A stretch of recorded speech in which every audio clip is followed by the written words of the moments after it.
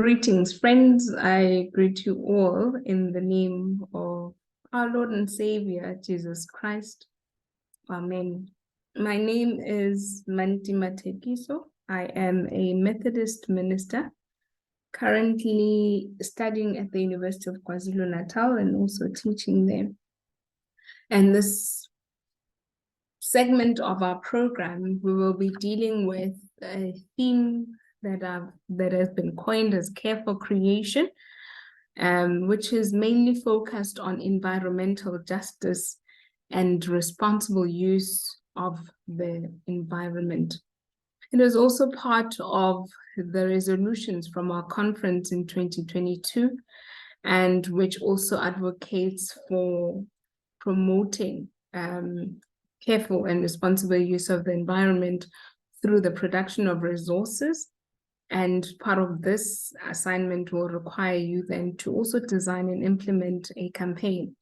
And with this campaign, you'll also produce some resources, including a manual that you will use and also be able to share with your congregation, with each other as colleagues, as we continue to promote responsible use and care for creation. In our discussion, we will be looking at the following areas that will guide our conversation. Firstly, we'll be understanding the problem. So why do we need to speak about environmental justice and care for creation? But also just to understand what the concept of caring for creation is all about. And as you may understand, this is all just preliminary work. Much of the work will be done by you as you do your background work and planning towards this campaign. And then we'll also just look at the principles underpinning eco-justice and understanding eco-justice within the social justice framework. And then we will look at how we can contextualize our understanding of eco-justice. And this is important because much of ecological theology and engagement would have been centered from the Western forms of and experiences of environmental degradation and injustice. But we've come to accept and understand that the experiences of the global South are quite different from those of the global North. So a contextual approach to eco-justice and caring for creation will be quite important for us in our church and the connection within which we operate, but also the wider ecumenical family. And then we'll see some of the work that has been done on the topic, and then we will then just zero in a bit on project 2, and then some questions for further discussion. So what is the problem? We have come to experience a number of changes, especially an increase in climate change related incidents where there have been increase in floods and drought. There have been shortages of food supplies, such as your potatoes, because of the different climate and adverse climate changes within the Southern African region.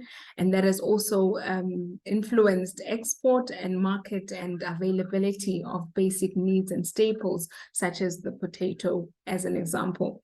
And so there is a need for a much fuller approach for intervention in issues around ecological justice, issues around the environment, because we see that even though there are policies in place, there is also an element of human behavior that requires action and that requires some form of change in mindset. But also we've understood that we as the church are part of major stakeholders in community engagement who can help change narratives, who can help change worldviews, but also influence policies that are made in different sectors of our economies and of our country and continent and the world at large. So there's a need for us to then enter into a multi-stakeholder approach where churches see themselves as part of the solution and not the problem. And those who understand how eco-theology came to be and its underpinning hermeneutics, you'll understand that part of the movement understands that human nature is part of the problem, but also Christianity has played a role in the adverse treatment of the environment, and how texts such as those in Genesis about subduing the earth, controlling, multiplying, have had adverse reactions or also adverse implications in how people have literally applied such texts, and in that way have also contributed to the negative treatment of environment and the increasing depletion of the use of environmental resources. And this has been seen also in the global north and part of the industrialization process, and how in the quest for human life improvement, the environment has been left lagging behind, or to the exploitation of human need without a congruent way of treating nature for future generation, and understanding that we are all part of a bigger whole, and that humans are just as important as inanimate and non-human creation. So we come to understand, therefore, that there is a need for the production of resources to speak to local experiences and realities on issues of the environment, and that we cannot use a blanket approach when speaking about ecological justice. And part of it is to also ask ourselves what realities inform our own context and how we have come to experience environmental degradation, pollution, water scarcity, and climate change, and how these experiences are quite unique and require unique action and unique response. And part of it is to also then start asking contextual questions and how they relate to issues of environmental justice and environmental care. And we've also noticed that the experience of climate change, the experience of in unjust treatment of the environment and the repercussions thereof, has had devastating effects on the livelihoods of those we minister to. Climate change is no longer a conversation of the COP27, the COP20s, and all the many other meetings, international meetings that are set, and somewhere remotely people fly to go discuss the very carbon emissions they contribute through their flights. But we realize that the problem is much more closer to home. And we've seen in how in the last couple of months, and this will be important for those who had this discussion, we had this discussion last year, that we spoke about some of the changes in climate in January. And none of us thought that some of the predictions that were made were going to come to fruition about 2 months later. One of them being the warning that we received on the 19th of January in 2022 about climate change and warming oceans that can lead to tropical storms in KwaZulu-Natal. And the warning was that in KwaZulu-Natal has become susceptible or even at risk of cyclonic conditions and cyclonic weather.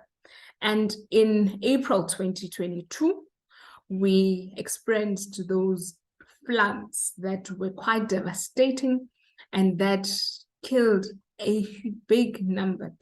Far too many people died in that flood. And the loss of lives, the devastation of loss of infrastructure, loss of livelihoods for many has and continues to be experienced in KwaZulu-Natal currently. And we realize, therefore, that the conversation about the rising temperatures is not just an old tale, but it's one that is being experienced currently, and it continues to influence and impact the livelihoods of many. And you'll see how in the last couple of days, we've also experienced a heat wave. And in this heat wave, we've seen that the much more arid and dry areas run risks of then running out of water. And we have been speaking about day zero. And if you remember, in 2018, we spoke about Cape Town and the day zero in Cape Town. And fast forward to 2022, in June, July, August time, there was a raised alarm to the alarming dropping rate of water availability in the Nelson Mandela Bay, and they continue to go through drought, and dry seasons have not ceased, but human need for water continues, and such are devastating implications of what climate change does. But we also realize that environmental care and justice, it remains then a concern for us all and not just a few.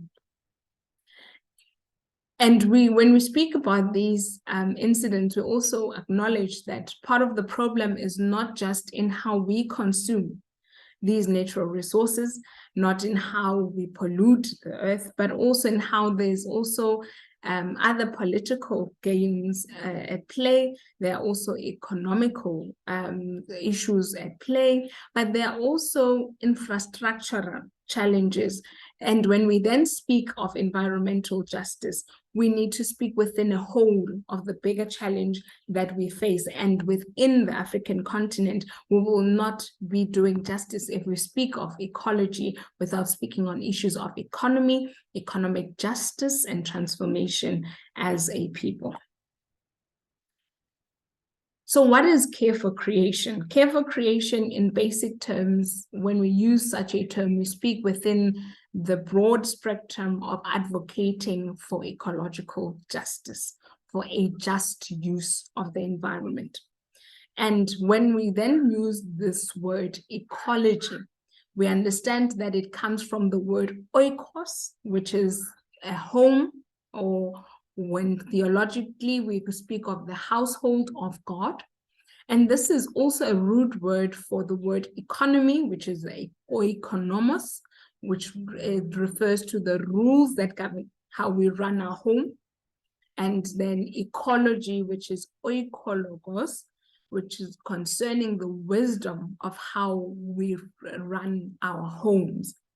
And when we then speak of ecology or eco-justice, we speak about a branch of work that asks what Kaino Chishi proposes as possible important questions, such as how is all the 6.6 billion population of the world's human population lives together in one house? How is it possible that we live together in one house, which is the earth?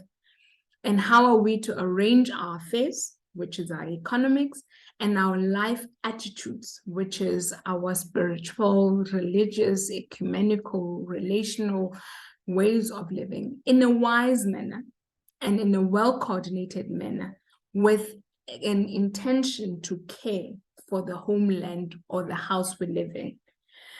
And another question is, what does this mean for our political arrangement governing how we live together in community, whether in the city or in the rural areas or in our homeland? And these are questions that are critical to understanding how the question of ecology is a household question, is a question about how we live together within creation and with creation. And the understanding is, how do we live harmoniously, understanding in the ordering of things that there needs to be harmony between that which serves the needs of others and that which continues livelihoods within this whole ecosystem or the whole system of the household.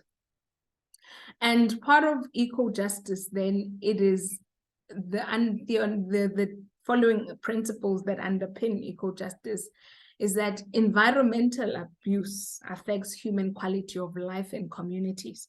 But not only that, but it also affects the balance within the household or the larger ecosystem.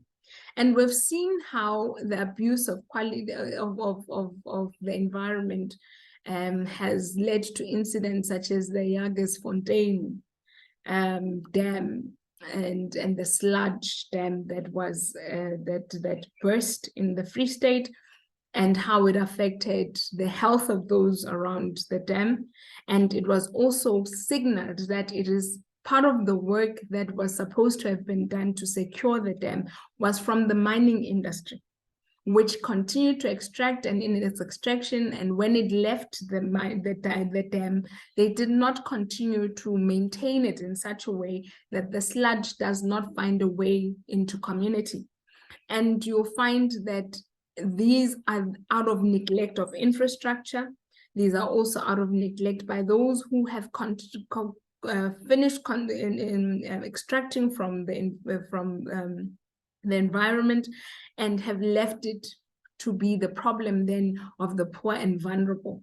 And such effects and such abuses of environment then affect those who will be left to deal with the mess. And there was loss of life, there was loss of houses and homes and infrastructure, and even threat to health because of the chemicals that were then released at the breaking down of the dam walls.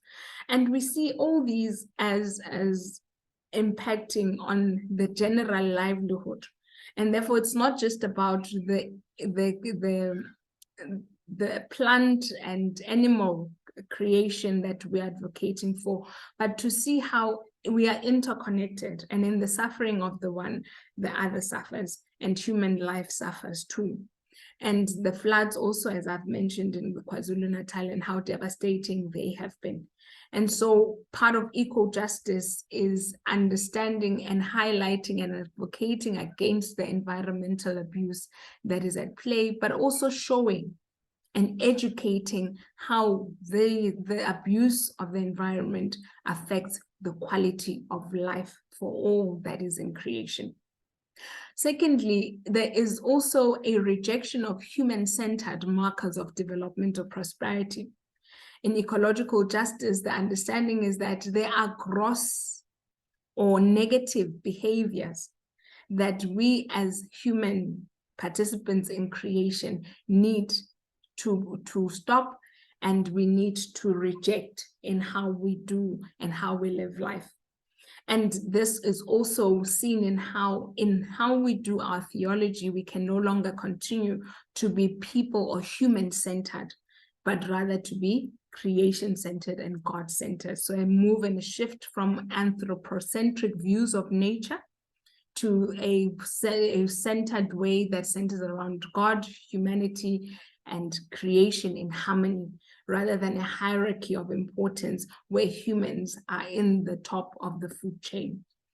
And there are also some of the behaviors then that underpin such ways of living, which is consumerism, materialism, and I'm sure you've heard of these terminologies, where the consumption of certain brands, certain foods is also a marker of status, and all those are propelled, and they propel the overconsumption of resources and the over industrialization, but also viewing material things as having more importance than the livelihoods of those we live with and the world at large.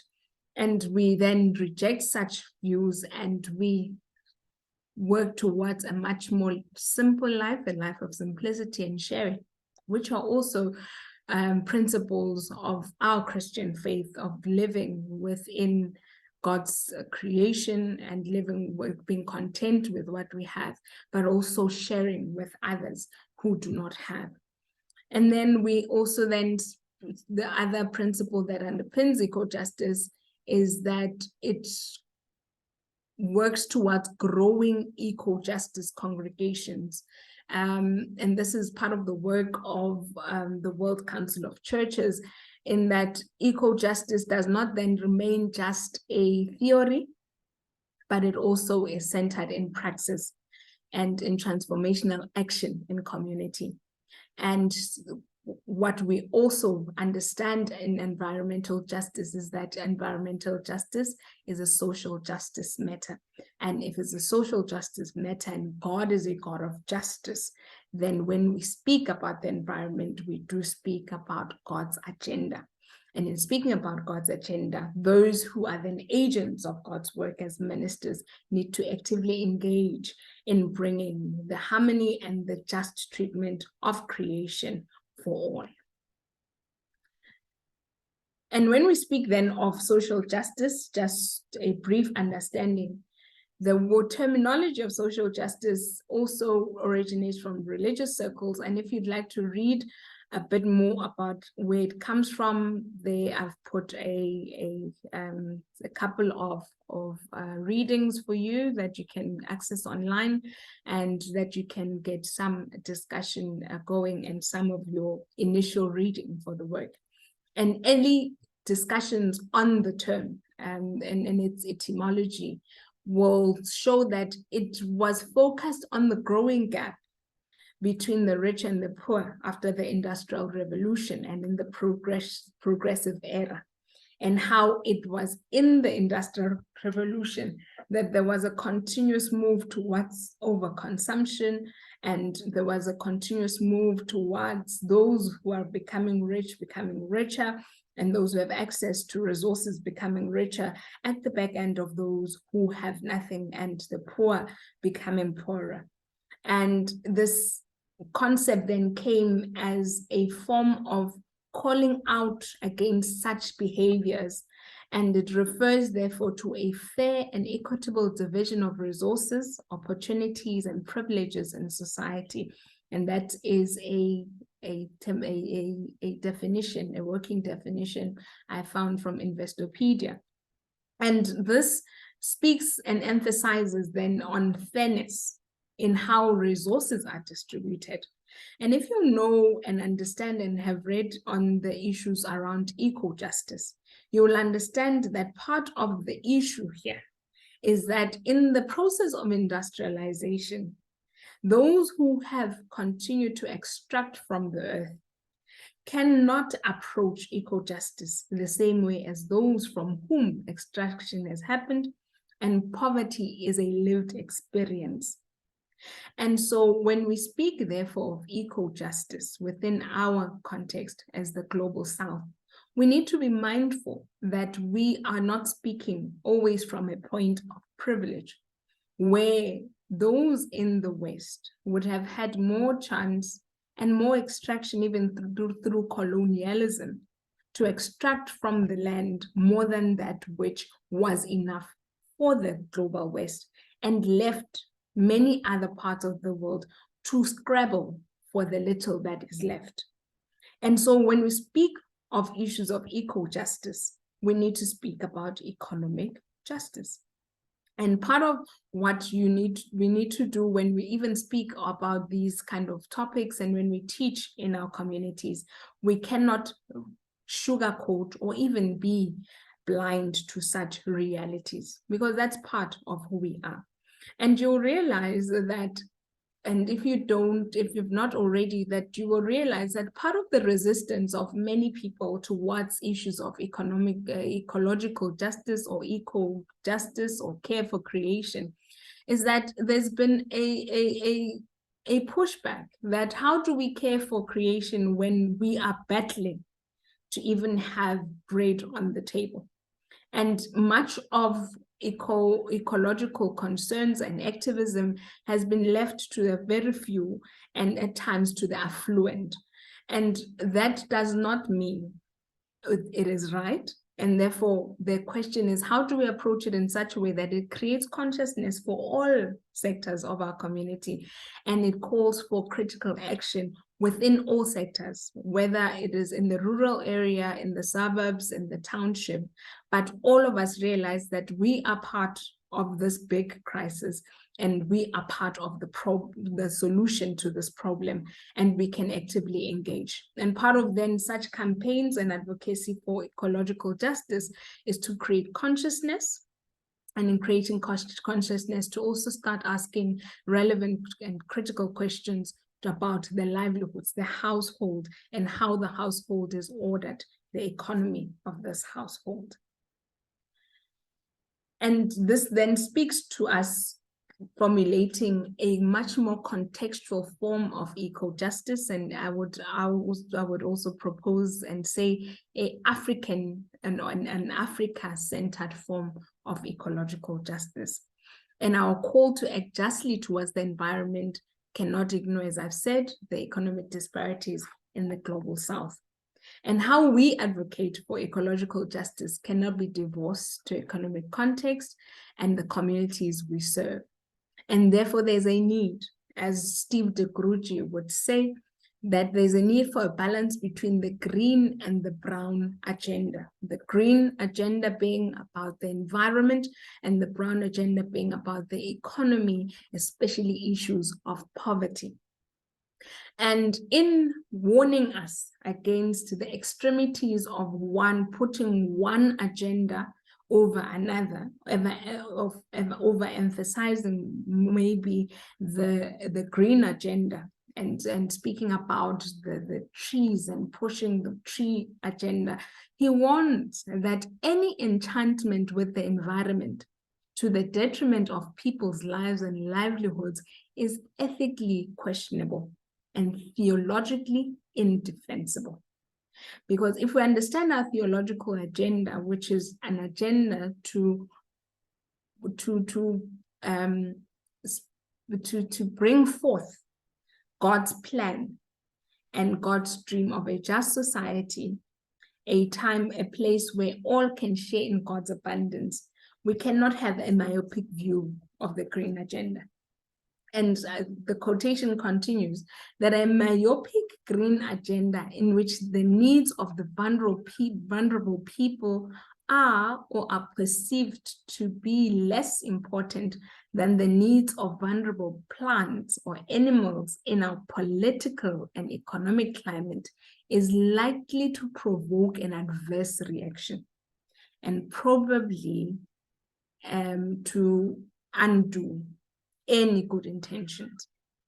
And therefore, it is important that when we promote the agenda of ecological justice, we do not do so at the cost of the vulnerable people and those whose needs are also just as important as the care for creation. But also the alternative is to overemphasize poverty over the importance of caring for creation. And he also points out that a myopic brown agenda in which economic solutions are proposed without regard to ecological limits or the carrying capacity of the earth is simply doomed to failure. For the dominant assumption that underlies the proposed solution to poverty, namely more and more growth, implies the expansion of the fundamentally unsustainable industrial economy, close quote. And in this quotation, what Steve de Grucci was warning against is that in our quest for the eradication of poverty, we need to guard against the emphasis on growth and over expansion in unsustainable industrial ways, like the global north, or what we would call the West. And we've seen how industrialization in those spaces and consumption and waste are at unsustainable levels in the global north. And the call for us as we do work in promoting environmental justice in Africa is that we cannot make the same mistake. We need to learn from how empire has functioned in the world and how not to be the second empire. And part of this work is what then informed much of the work at the heart of the ecumenical agape process.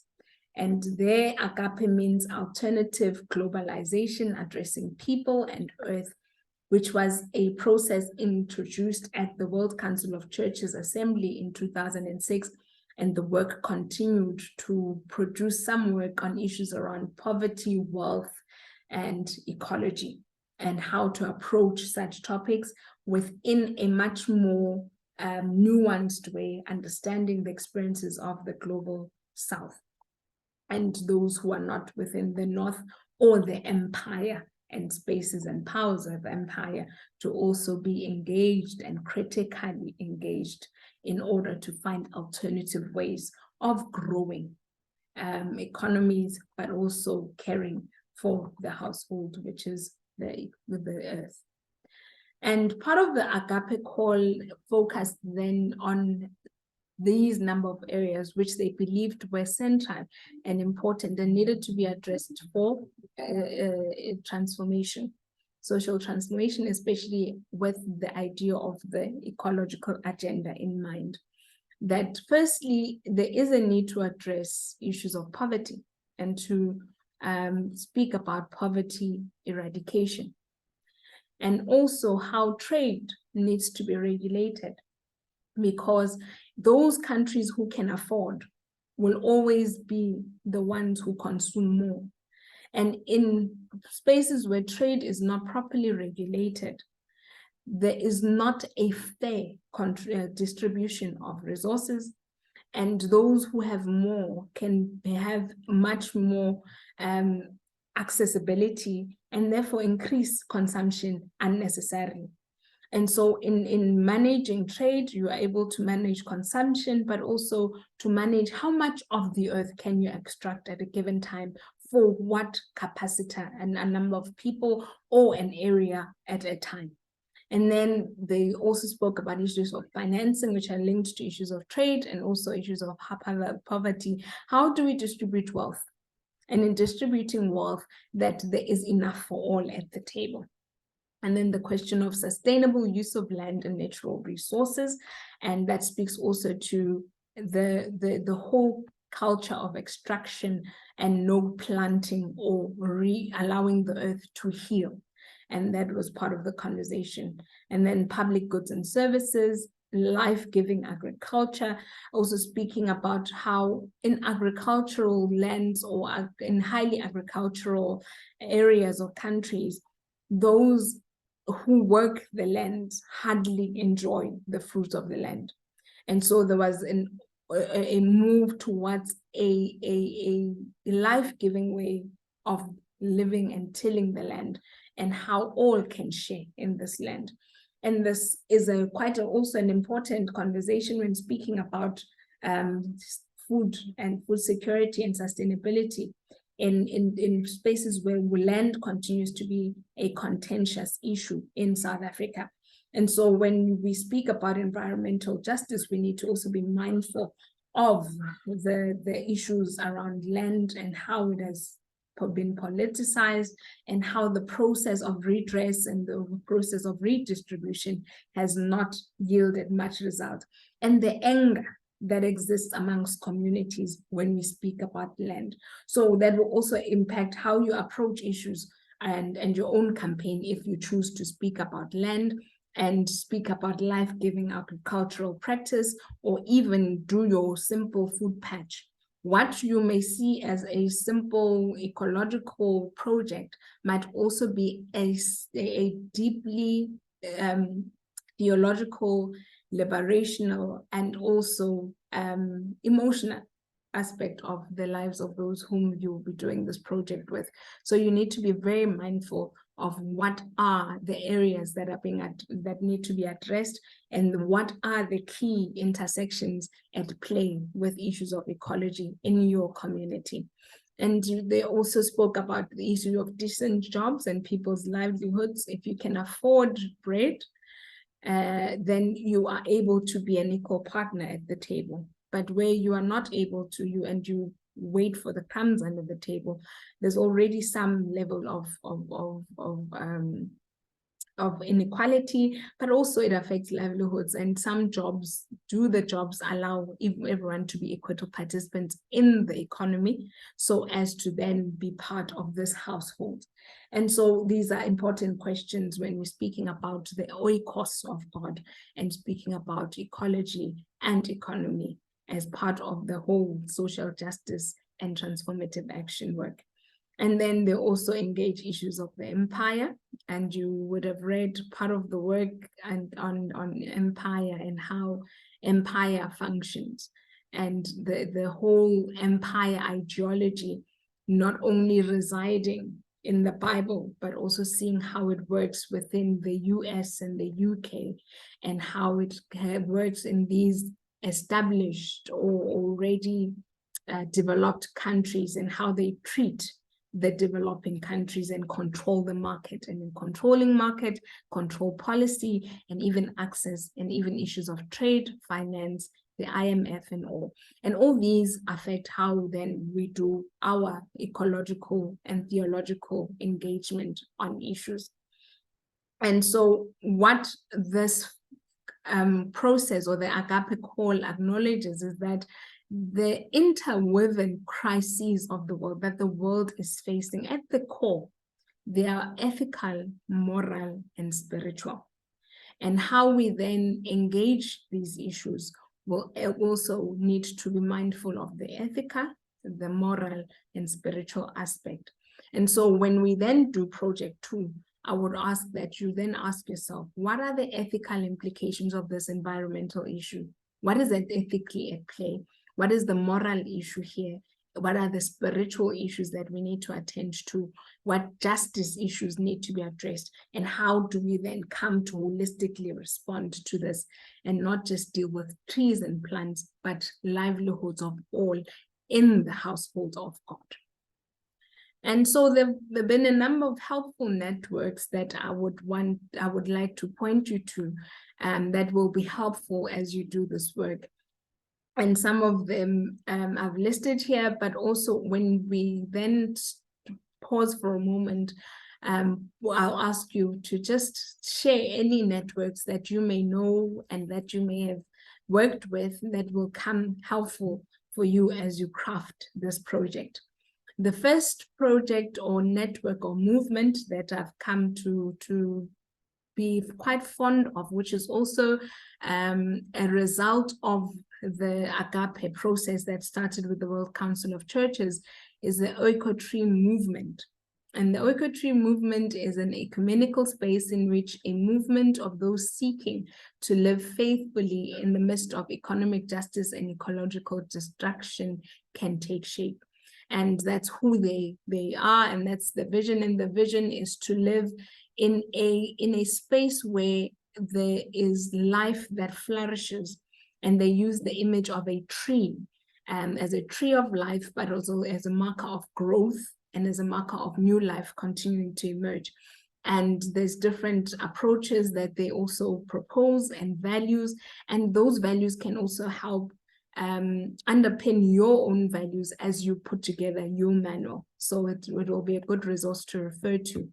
And then there is the South African Faith Communities Environment Institute, which is a multi-faith organization committed to supporting faith leaders and their communities in Southern Africa to increase awareness, understanding, and action on eco-justice, sustainable living, and climate change.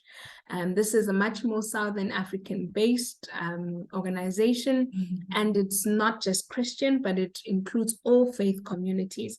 The beauty of this site is that it also offers you more readings on the whole eco-justice network, but it also helps you understand the basic theories on eco-theology and how we have come to approach it as people of faith.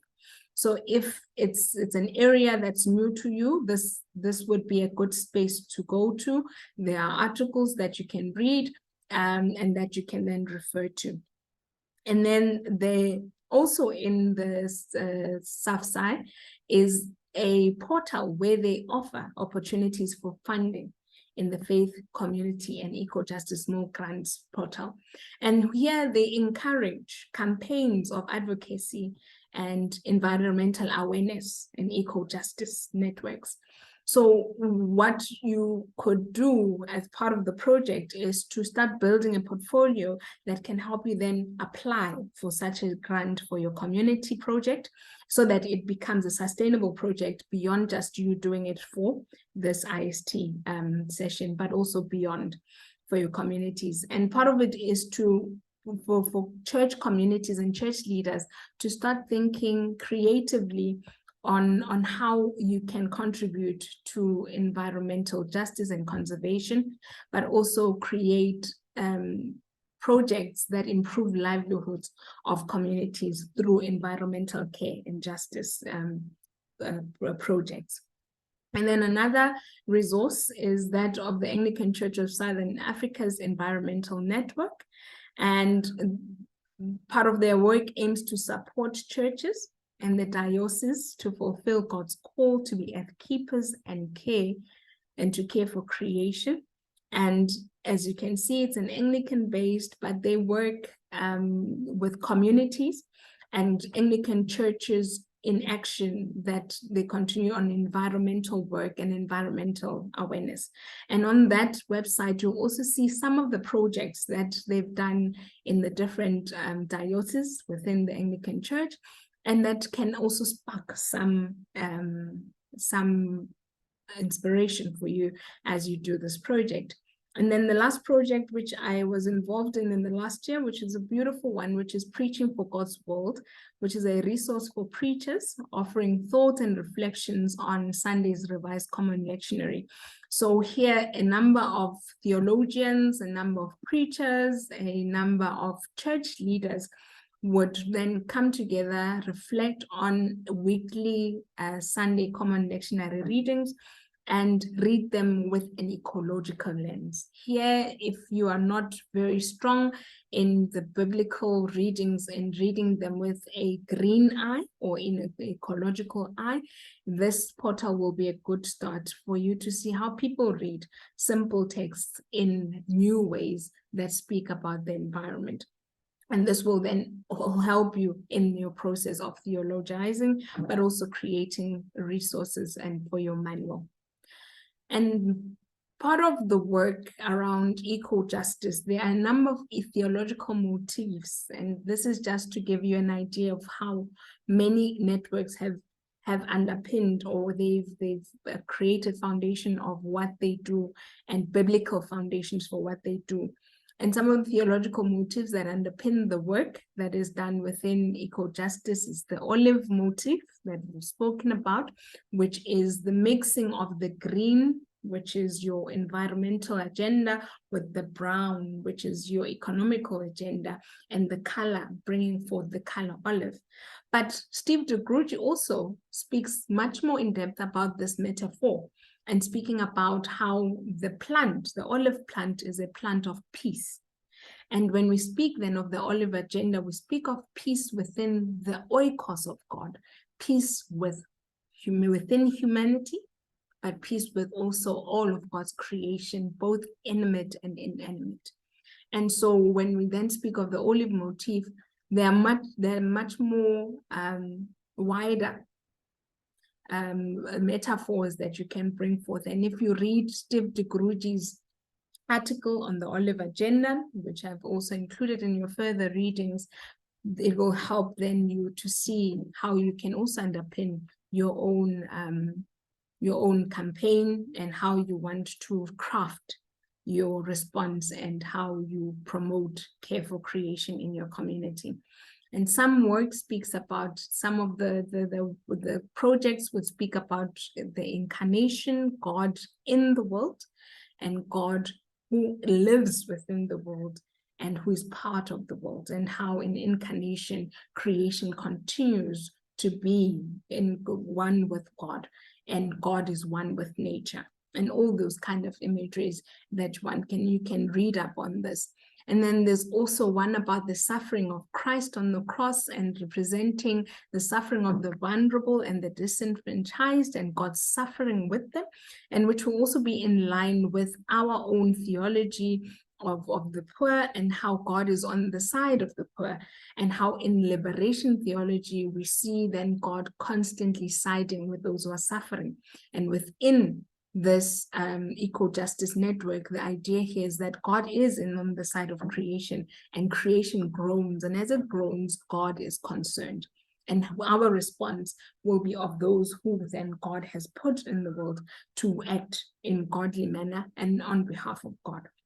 And then the other motif that has been used before is that of understanding of the goodness of the cosmos. So for God so loved the world and the whole cosmos, and how this whole cosmos it's within God's love, and how do we then live in love with all of the cosmos.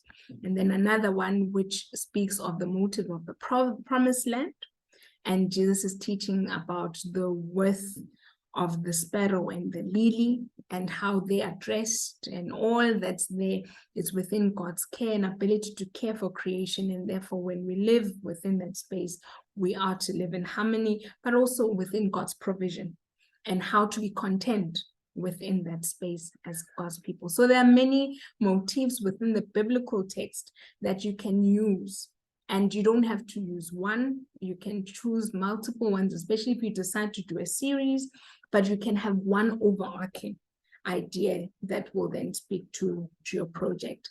So what is our project? Our project is focusing on advocacy and critical creative action.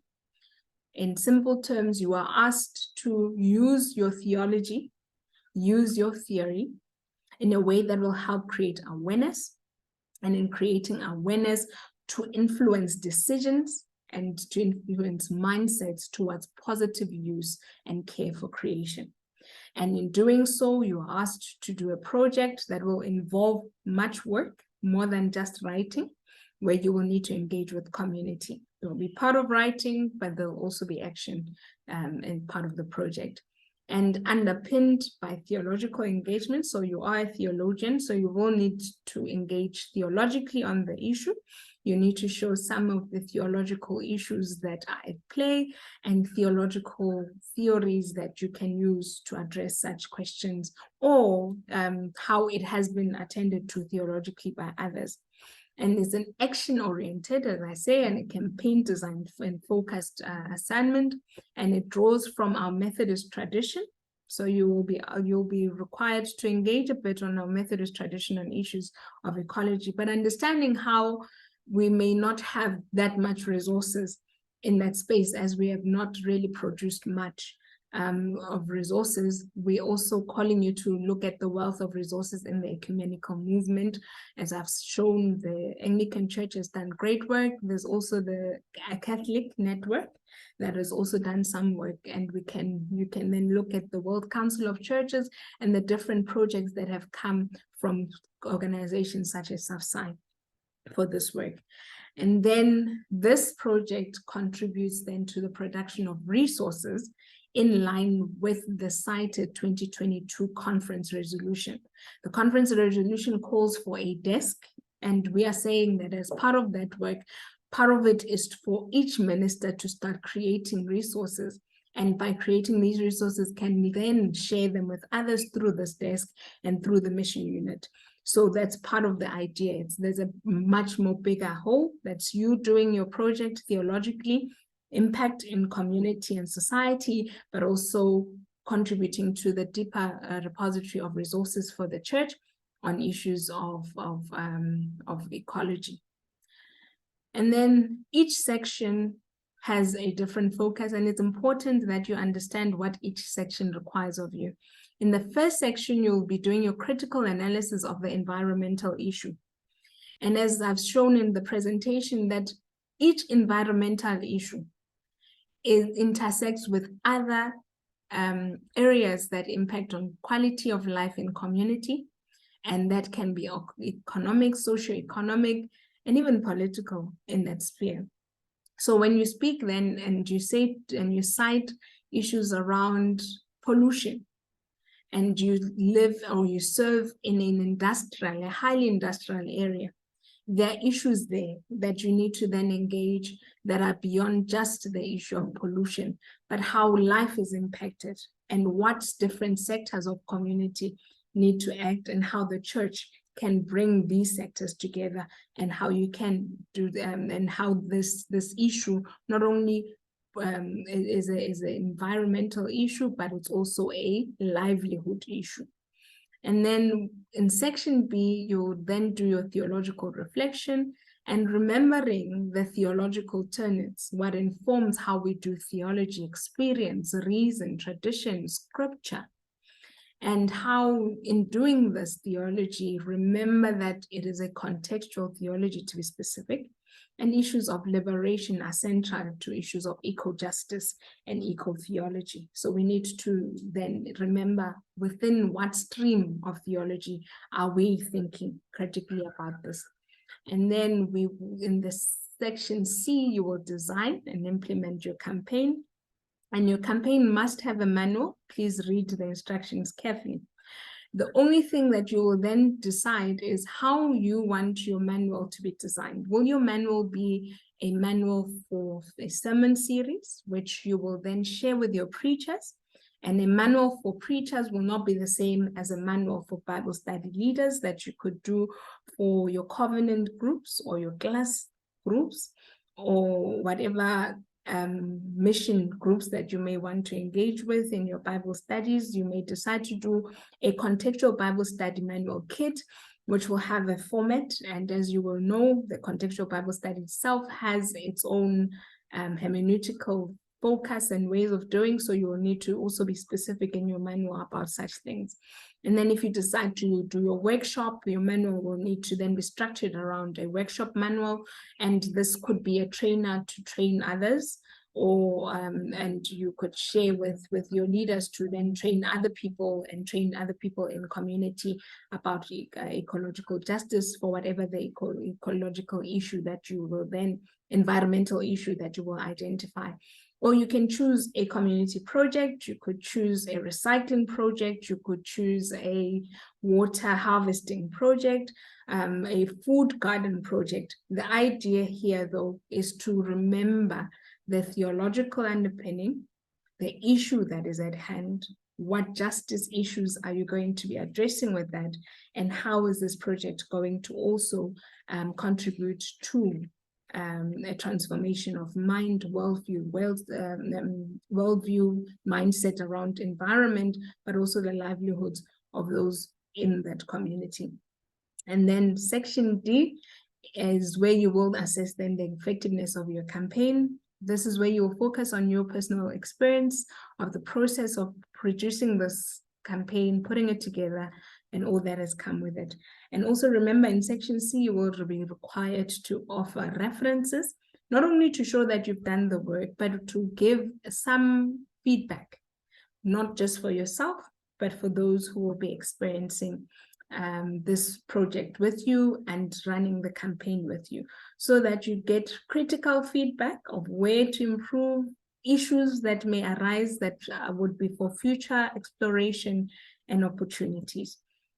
Have fun, enjoy this project, and as you continue with your journey in this probation period, may God bless you and keep you, and may this time be a fulfilling time and also a time of great discoveries, not only theologically, but also in how you do ministry and in action. Continue to be advocates, those who advocate for God's creation and the care for God's creation. And hopefully through all this work, we will have a community of changed mindsets. God bless.